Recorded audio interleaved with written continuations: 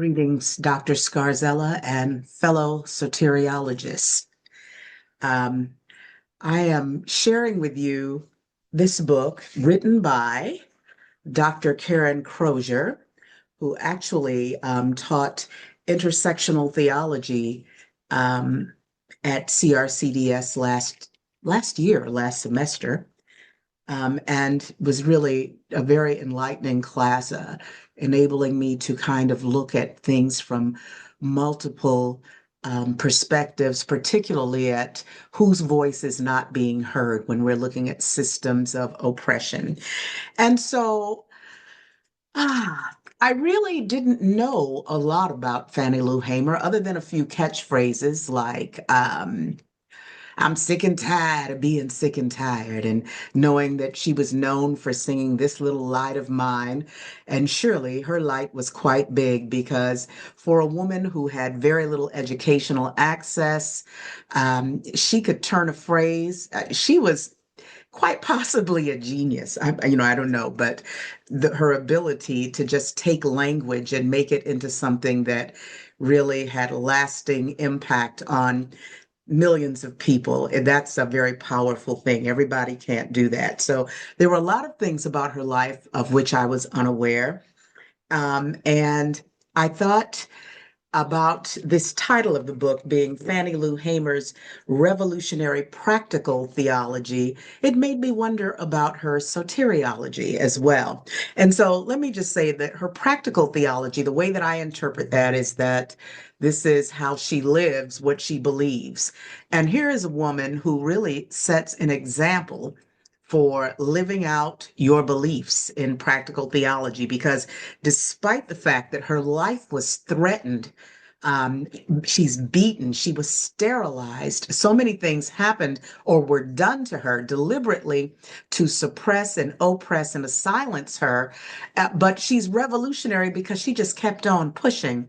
And I know that in class we talked about the strength of Black women or the perceived strength. Well, we all cry, we break down, and I'm sure she did at times too, especially when she was incarcerated after registering to vote for the first time in January of 1963 and being arrested. And once she was in jail, um, the corrections officer there ordered two inmates to beat her and said, "We're going to beat you until you wish you were dead." And she was beaten so badly that, she had wounds that impacted her for the rest of her life.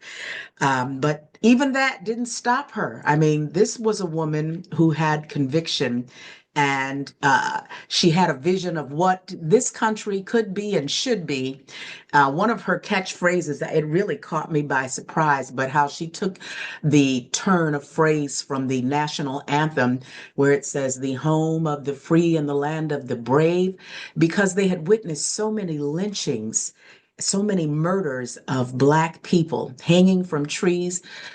She turned the phrase to the land of the free and the home of the grave. Mm. Yeah, this book is really, it's a very good book that gives a lot of information about her life, her process, her beliefs, her challenges.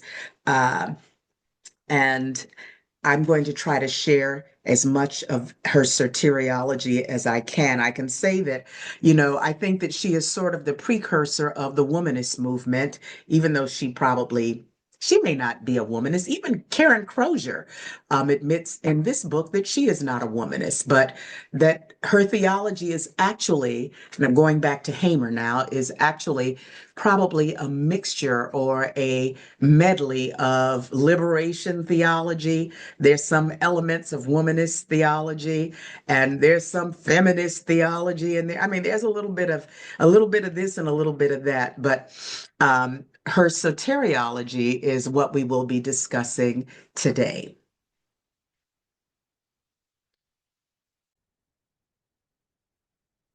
In reading Crozier's book, we understand that Fannie Lou Hamer's soteriology, or her understanding of salvation, was just like her practical theology, very deeply rooted in her lived experience of oppression, her Christian faith, and her commitment to justice and liberation. It was not merely personal or spiritual, but social and communal. That's another thing. Her soteriology did not just pertain to the liberation of Black people because she saw the oppression or she saw what poor white people endured as well. And so it is what was described as a communal soteriology because it applies to all people, sort of as the scripture says, whosoever will, let him come. And so in promoting her way of thinking, she would say that, we're all bound up together in this, and until I'm free, you're not going to be free. So even sometimes the oppressor is bound. And so if we're all going to be free, we have to labor together and come to that understanding that we're in it together. Oh, let's see. She also believed that salvation involved liberation from sin and systemic injustice. Here was a woman who challenged systemic injustice. Imagine the things that we take for granted, which are being challenged right now in our legal system, like voting freely. She went to vote and tried repeatedly until she was able to vote. She started in 1962, I believe, and she didn't even know that before that, she never knew that she was even eligible to vote. And she considered that how shall I say? It was evidence of her rights as a human being. So not just a voting right, but a human right for her to be able to vote. In fact, she makes the distinction between equal rights and human rights because she said, I'm not interested in equal rights because of something.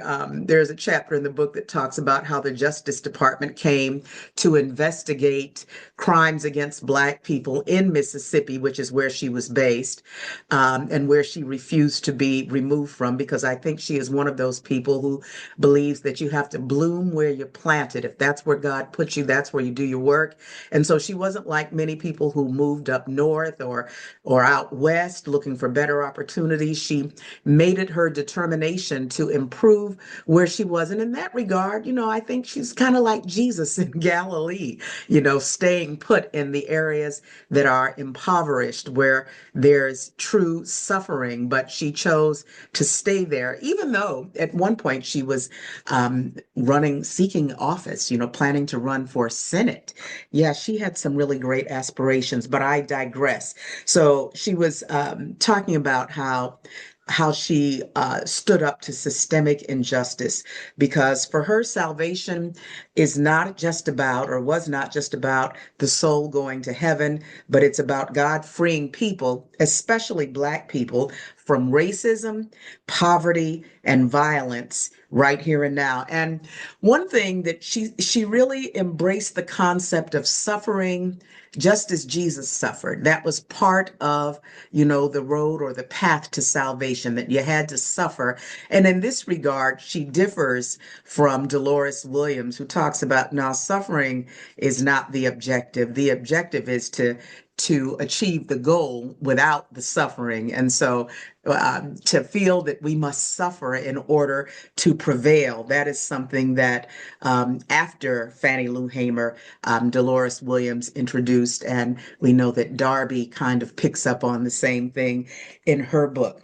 And she also believed in the salvation of the whole person, body, mind, and spirit. Her activism was theological. Working for civil rights was part of living out God's salvation. Her famous line, "Nobody's free until everybody's free," reflects her belief that salvation was communal and not complete until justice was realized for all. There are many. Her faith also caused her at great peril to speak truth to power. Just like the prophets in the scripture, she saw herself as an instrument of God's justice, and her soteriology included confronting evil. And when I think of how in this day and age people cower from evil, they allow themselves to be intimidated. Here was one Black woman who was willing to stand up after she had been beaten, abused, She even was sterilized when she went to the hospital for treatment. The doctor made the decision to give her a hysterectomy without having told her or telling her what he was doing. And I guess in Mississippi, this was sort of de rigueur. This was something that they did routinely, and they called it a Mississippi appendectomy as if it was a joke, because the whole objective was to prevent the growth in the population of Black people, because Hamer believed that ultimately Mississippi wanted all Black people to go and to just die off or go away or something. And I'm not convinced that that is not an objective of our current administration, that after they get finished deporting people, that, they'll be looking for fresh blood. But again, I digress. Let me go back to what I want to say. Her view of salvation was inseparable from freedom, freedom from sin, as I said before, but also from racism, from white supremacy, classism, patriarchy. In this way, she anticipated the work of liberation theologians like James Cone, who would later write that God is the God of the oppressed. If anybody knew anything about oppression, certainly Fannie Lou Hamer did. I mean, when we listen to her life story, she was born in 1917 and she died in 1977. So she only lived to be 60 years old. She died with breast cancer. But during her life, not only did she talk about relieving or alleviating breaking down systems of injustice. She created programs like this farmers cooperative, because one of the things that was happening in Mississippi and probably throughout the South, the legislation for land management really allowed those who own property and for profit to plant up the land with cotton, so that there was very little land left for planting of food, and people were hungry. She talked about how she was hungry all the time.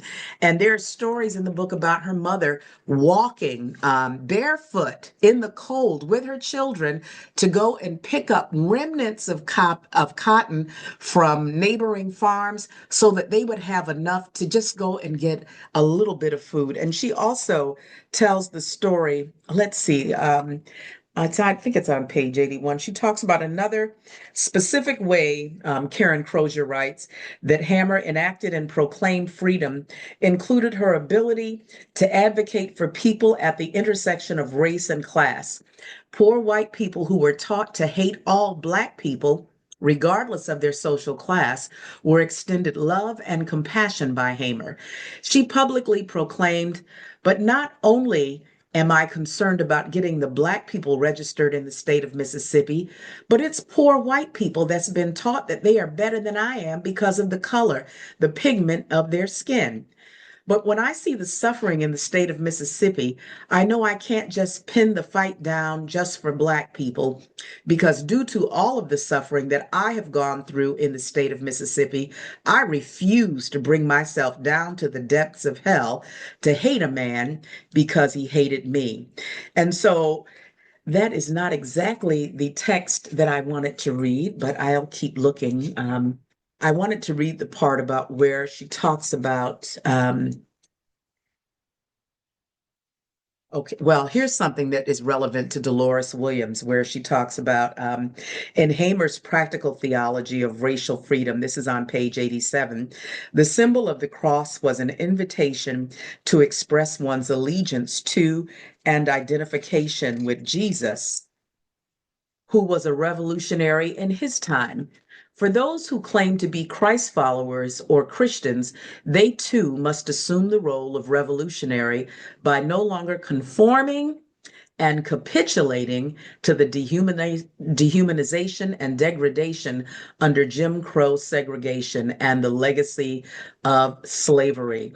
And when I think about how what the cross, how the cross was interpreted by Dolores Williams, you can see that there is significant difference in how she sees the cross as just evidence of empire's cruelty and, depravity. And here, Fannie Lou Hamer is looking at the cross as, I guess, the compelling reason to do and follow in the footsteps of Christ in terms of our behavior and conduct.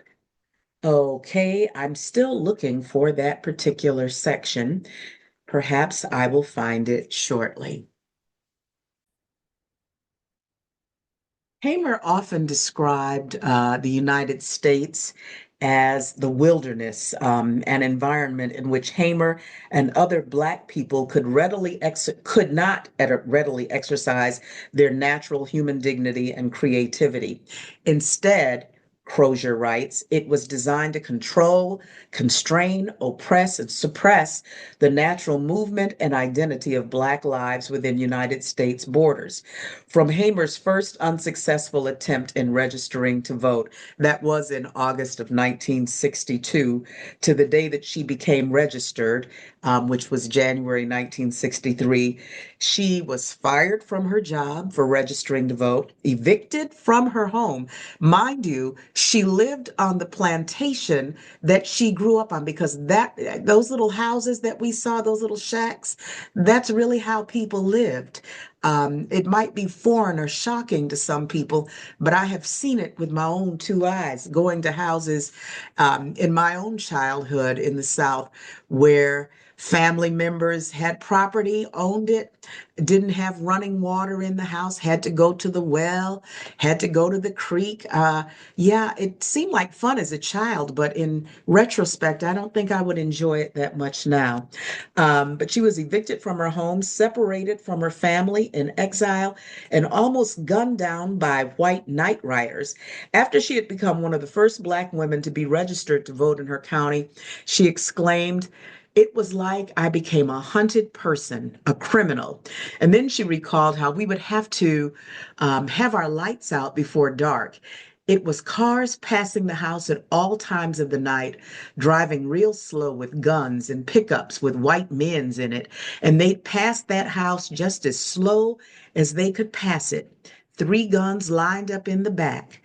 Pap, my husband, couldn't get nothing to do. In other words, because she was being hunted all the time and sought in order to terminate her, probably. Uh, Her husband could not work. So clearly, poverty and lack was an issue, an ongoing issue. Both hunted and criminalized for exercising a supposed constitutional right, Hamer navigated and negotiated a United States terrain which she and others intimately called, this is the quote, the land of the tree and the home of the grave. She had so many lines that are just so thought provoking. And one thing I want to say about her, in addition to the Freedom Farms, that, she was a person who believed that salvation also pertained to caring for the earth, and that was very important. And her Freedom Farms were designed to create collectives where Black people could come together, own property, grow food, and the program was working. They were building housing, doing great things. I think this went on for a total of 6 years. They started with 40 acres and ended up with 600 acres of land, but it was really dependent upon, support from, generous people. And it was achieving its objectives, but it was not something that people who were in power and wanted to see Black people stay in their place would really allow to continue to go. And so that effort collapsed. But even today, I've heard people talk about farming collectives, and I think that community gardening is sort of an outgrowth of that. So the need to be self-sufficient is something that she certainly would have embraced. I will just conclude by saying that I hope I have shared some element of this book. It is certainly, it was not easy to get this book. I will say that. I was told because it was actually something that was one of the books for our class in intersectional theology. It wasn't available on Amazon. I'm not sure how I finally ended up getting it, but I did find it. And, it wasn't the most inexpensive book either. But do I consider it a good investment? Absolutely. And in terms of, her soteriology, we know that, she was also very deeply rooted in her church and her faith, but not in a traditional sense, because when it came down to it, she felt that salvation really was in what we practice, and it comes from what we do while we're here on earth. And we can wait for, as people have said down through the years, pie in the sky.